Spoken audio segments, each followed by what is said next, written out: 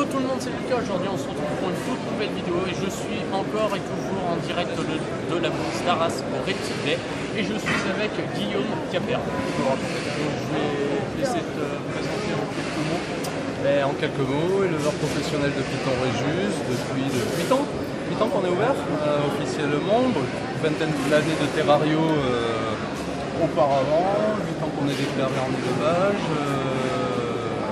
et on n'a pas l'intention de s'arrêter vu comment ça marche.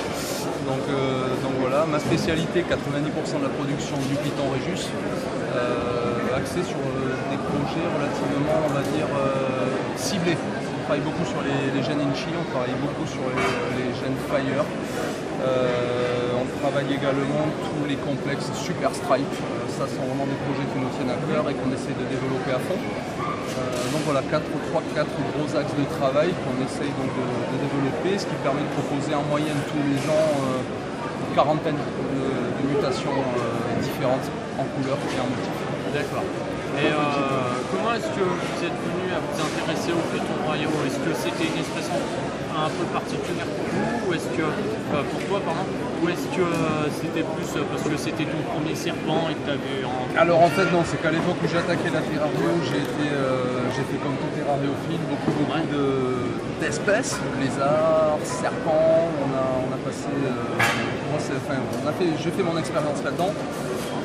Le Python Régis à l'époque, il y avait 2 challenges, énormément d'imports, énormément de farming, quasiment pas de nez captif, des méthodes d'incubation relativement archaïques et très peu finalement de savoir sur l'aspect biologique et reproduction captive du Python royal.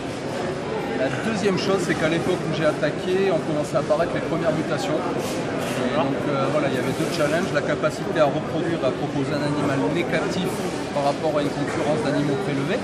Et la deuxième, proposer des animaux aux motifs ou aux couleurs qui changeaient.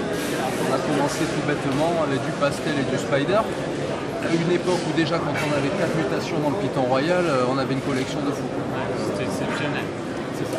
D'accord. Voilà. Dedans, parce que la génétique c'est un côté très passionnant et puis il y a toujours cette idée de pouvoir créer le serpent vraiment qu'on imagine. Alors moi je travaille comme ça, j'imagine un animal, j'ai une palette de mutations qui vont me permettre, un peu comme de la peinture, de fabriquer et d'aller à ce que j'imagine.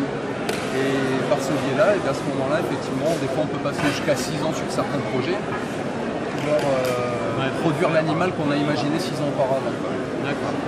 En présentation, le Tolosa, qu'on voit ici là. Qui est un animal, alors on dirait du classique, oui et non. C'est-à-dire qu'un œil non averti pourrait penser que c'est du classique. Quelqu'un qui s'y connaît va de suite voir un petit peu ce qui caractérise donc le Tolosa. Un motif aberrant, une robe marron qui reste très particulière et propre à cette mutation. Ça peut être plus ou moins clair, mais en tout cas on reste dans ces teintes-là. Des spots que l'on retrouve récurrents au niveau de la dorsale. Une ventrale et un œil très marqué.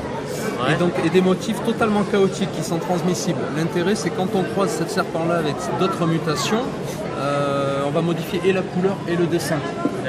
Et le Tolosa, j'y tiens particulièrement parce que c'est la première mutation qu'on a prouvée à l'élevage. L'élevage est à Toulouse, on n'a pas été super original, d'où le nom Tolosa, tout simplement. Après, pour le moment, on sait que c'est dominant. On va voir cette année si c'est codominant, donc sous-entendu en les recroisant ensemble, est-ce que ça va nous produire autre chose. Qui est un Tolosa Inchi Pastel Mojave. Forcément, je suis encore le seul à en produire du Tolosa, donc une première mondiale. Mais là, on voit clairement l'interaction que ça a avec les autres mutations, et notamment la capacité à raviver les couleurs. Et quand je parle de modification de motifs, voilà, là on le voit complètement. Les motifs sont modifiés, on voit bien le blush, donc l'éclaircissement dans les dessins, et la couleur jaune citron qui est vraiment typique de la mutation Tolosa.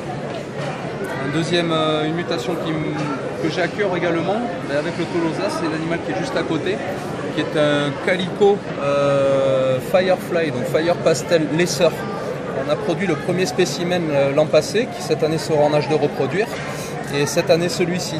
Ce qui est intéressant sur cette mutation, c'est que l'animal adulte ne va pas devenir fade, mais les couleurs au contraire sur ce croisement vont avoir tendance à devenir plus vives et esthétiquement logiquement encore plus belles avec l'âge, ce qui est relativement peu courant normalement chez le Python relais.